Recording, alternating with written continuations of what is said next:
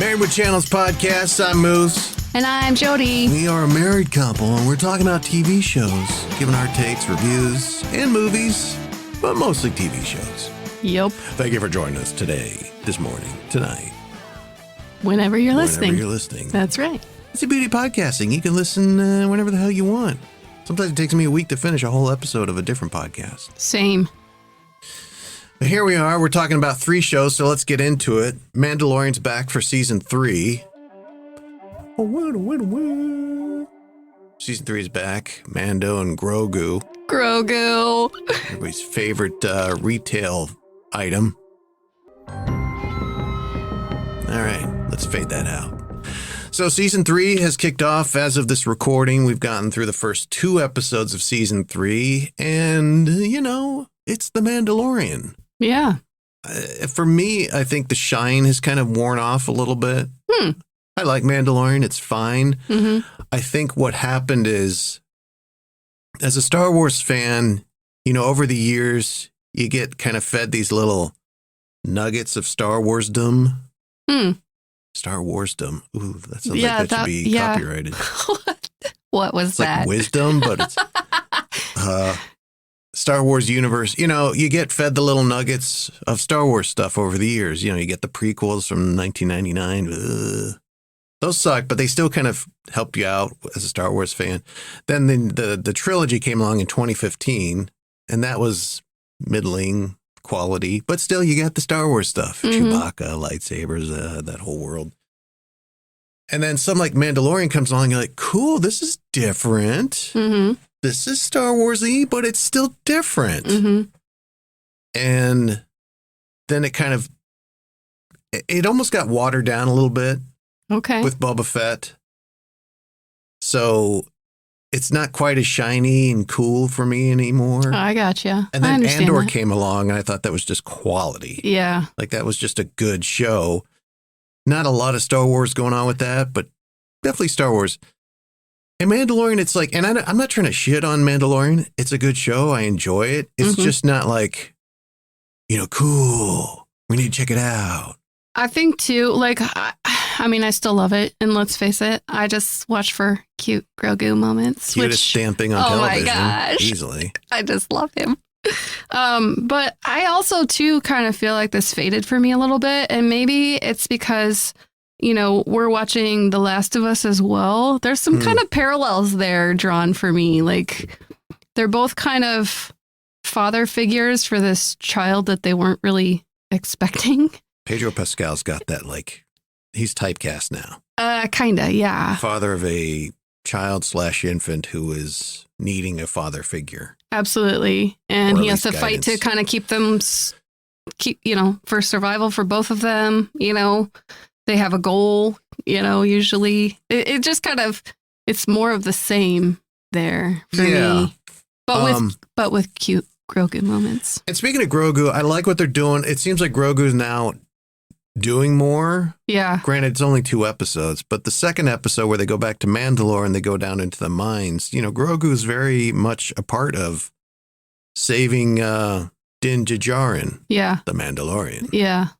So he's learning stuff. He's growing. He's able to do stuff other than just waddle around and be cute and eat frogs. Well, he's growing older and he's kind of growing into his powers and his abilities too. And he learned from Luke Skywalker and I think it's Boba Fett, where they showed them together. Was it Boba Fett or was it Mandalorian season 2? I don't know.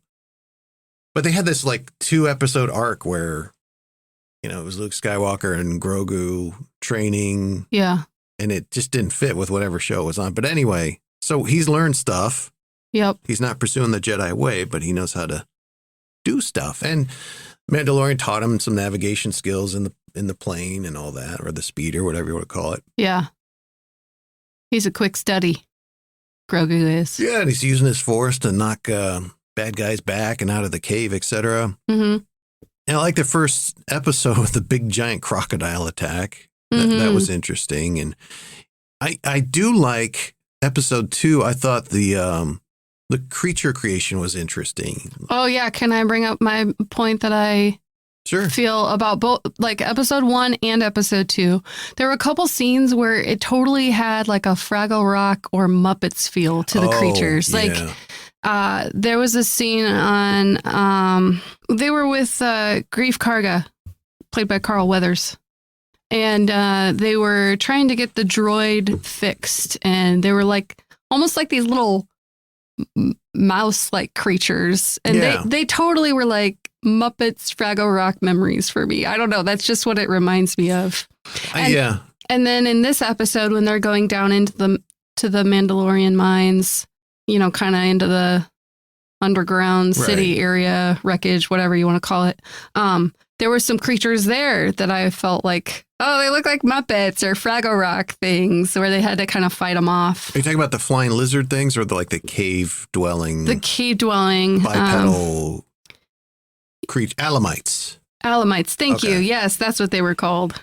Yeah, no, I'm with you on that. There was a little bit of like Fraggle Rock type of feel going on there. Maybe it's the caves that lent to that feeling. I don't know. They just kind of look like Muppets or like Jim Henson creations a little bit, you know? I get what you're saying with the mechanics in the first episode. I like the main, we'll call it bad guy creature in the second episode. I thought that was kind of inventive. It was like it seemed like it was a fusion of an organic creature with some cybernetic parts, and then he all fits into this big giant, I don't know what you call it, beetle. It looked like a bug, yeah, big mechanical beetle thing that eventually caught Din Djarin. Yeah, it was very much like spider or bug of prey type situation too. Like the Mandalorian was almost like in this web or cocoon thing. Yeah. Like, here's my prey. And it was interesting, the creature was different, and at one point you thought he's dead, but then like his head pops off with its own little mechanical legs. Like, oh, interesting. And he's trying to like steal his blood or something. I just thought that was a very, like, from an artistic creativity standpoint, cool. Yeah. The episode's fine, it's all good. I'm not going to spoil it, but there was a lot of tension created when he went to the living waters as well. Like there was a lot of like, oh my gosh, what's going to happen? So I like that part.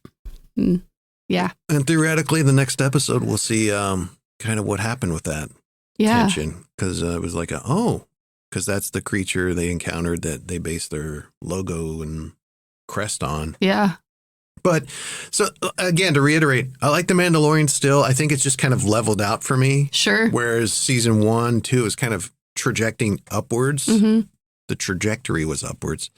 And now I think it's kind of leveled out. And that's not to say that's a bad thing. But I don't know if I get excited for it. Sure. On a Wednesday when it drops, like, oh, Mandalorian, let's check it out. Yeah.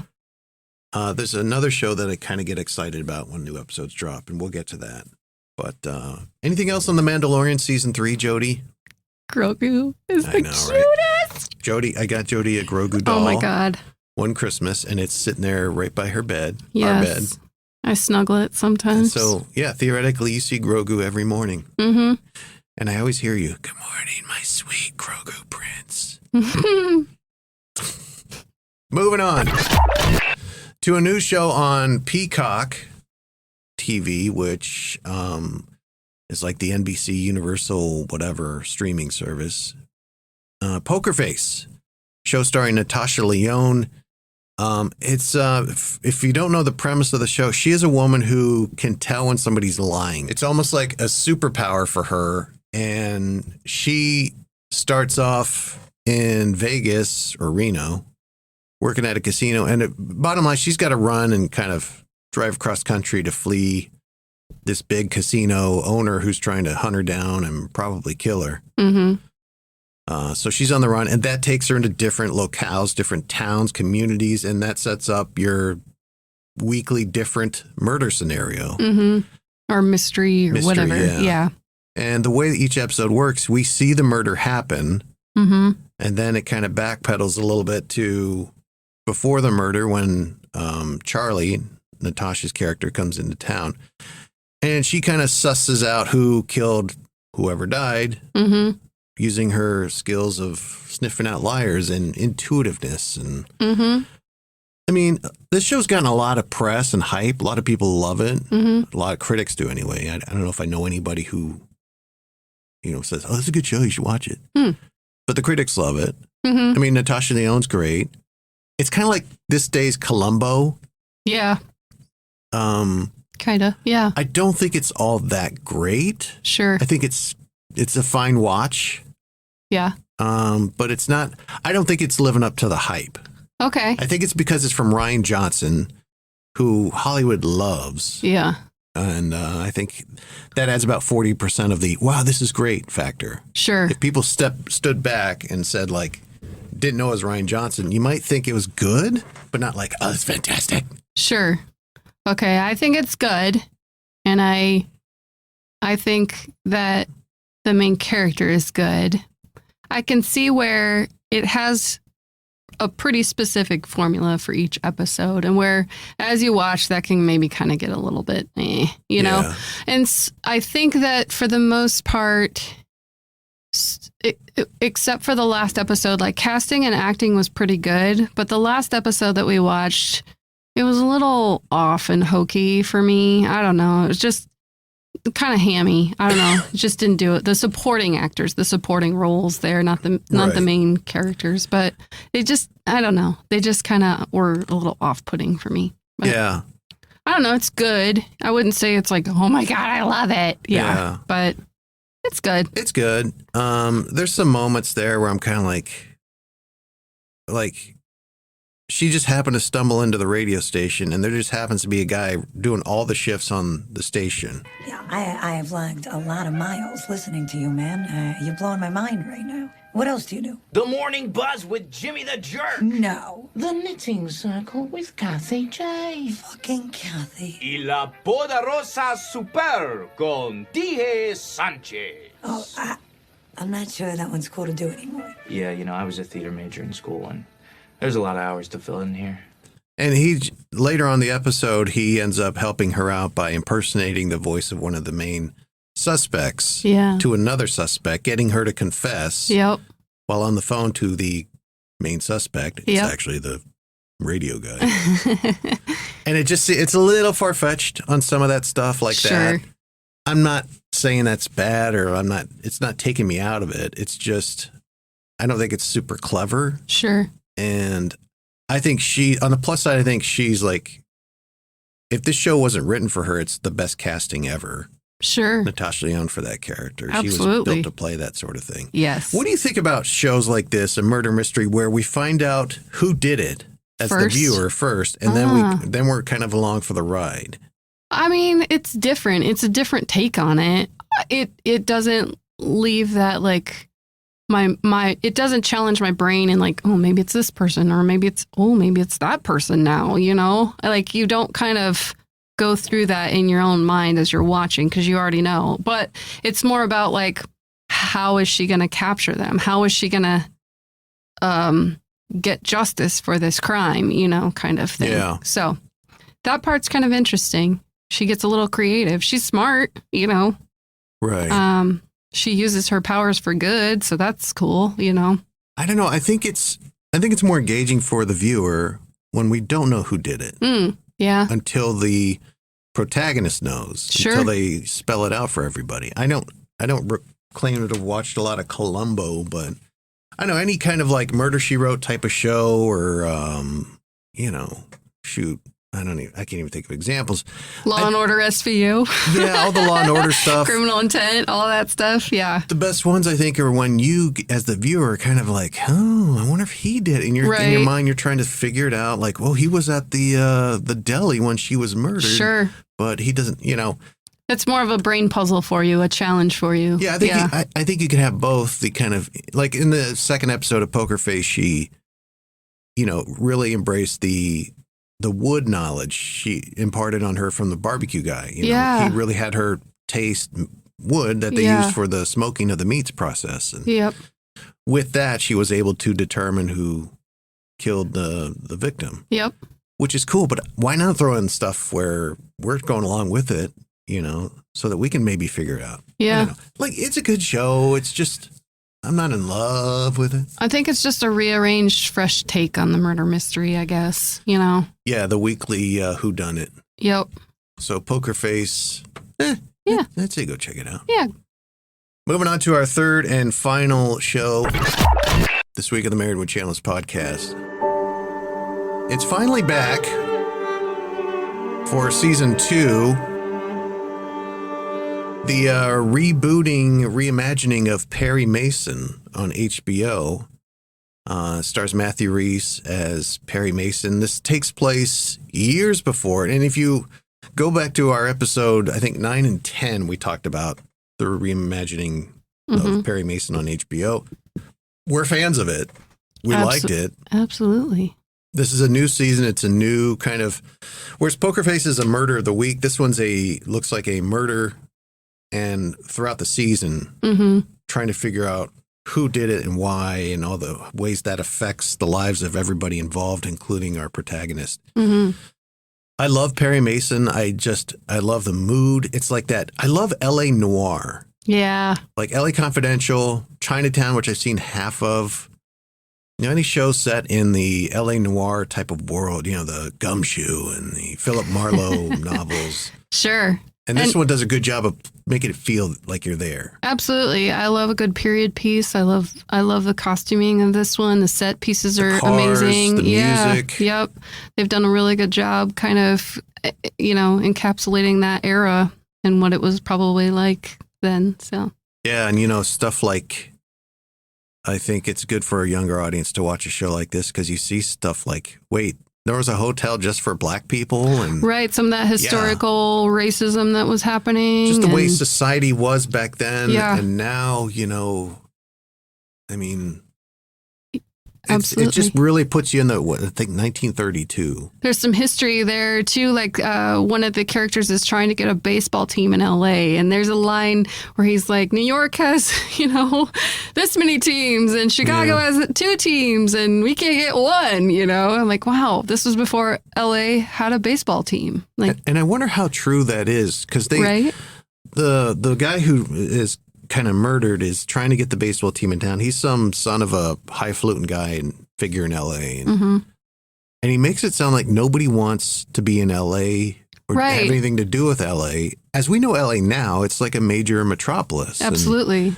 it's obviously the hub of Hollywood and movie making and, there's some tech there and other industries, but it's a big effing town. And in 1932, I guess maybe there was a inferiority complex. It was kind of people's attitude were that it was still part of the wild, wild west and just so remote and far away that it wasn't that important to them, Now it's a major part of, lots of industries, not just film and movies. So, but it's a well done show. It looks like it's got a good budget. Matthew Rhys is great. Yeah. Of course, he was in The Americans and. The cast is really good. Yes. The lady who plays Adela. Juliet Rylance. Yeah, she's great. Love her voice. She has a good voice. Yes, she does. Like I could hear her on some sort of like Oil of Olay commercial. She looks so different outside of that character, which is just another testament to, kind of their costuming and hair and makeup for her for that era. It's just so good. And, there are other themes. We kind of touched upon like there's racism here. Yeah. The character that plays Paul Drake, which in the TV show, was a tall white guy. Yeah. And he's a person of color. Chris Chalk, amazing at this character and kind of the things that he kind of faces as an investigator in this world. Shea Wiggum is another one that I think is really good. He's one of those guys that is just never going to not have work. He's always going to be cast in something. Somebody's always going to want to Shea Wiggum. And that's a testament to his ability and to, you look at that, he looks like an everyman type of dude. Yeah. So he could be like a muscle dude. He can be like the concerned brother-in-law for the comedy. But Perry Mason's just a well-done show. And so episode 1 is where we're at as far as season 2. And I look forward to the rest of it. And maybe we'll have some more on it here on the Married with Channels podcast. Yeah. I think so. I think so, probably. Play the song, Sham.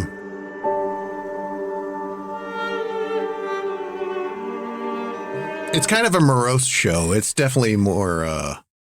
dark. Dark, yeah. And I don't want to say sad, but there's no like, hey, cool, let's go drive down here and get some lollipops. No, there's definitely a lot of personal struggles going on there too. Totes. In this episode, there's a civil lawsuit that,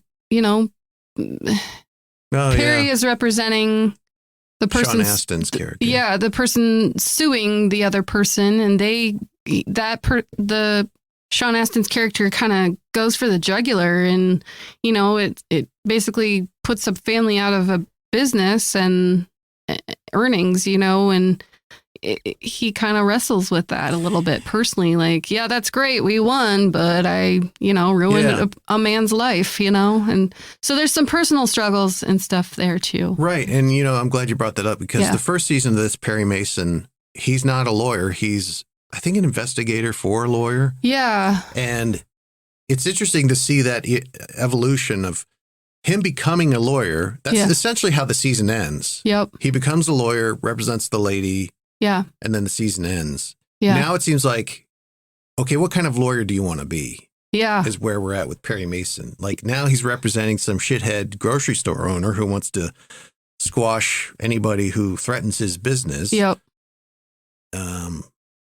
Or do you want to be, a little bit more ideological and do the right thing type of lawyer? Sure. So it'll be interesting to see how that goes. But anything else?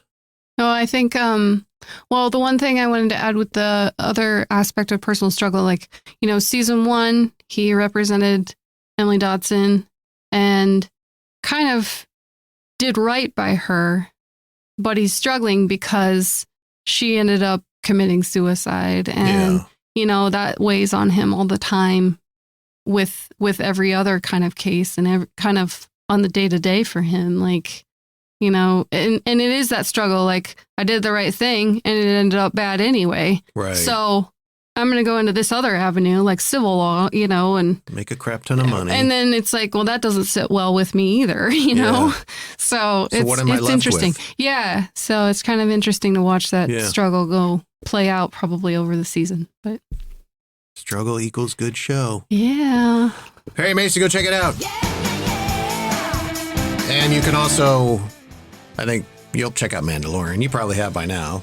Everybody's check out Mandalorian for the most part, right? You at least know who Grogu is. Yeah, right. Yeah. And Poker Face, decent show. Yeah. Check it out. Go check it out. That's going to do it for us. Married with Channels podcast just about every week on your podcast provider. Make sure you give us a good rating. Subscribe to the show. That always helps us. Share. Tell your friends. Absolutely. Until next time, my name is Moose. And I'm Jody. We're married. We love each other and we love you. Bye. Bye.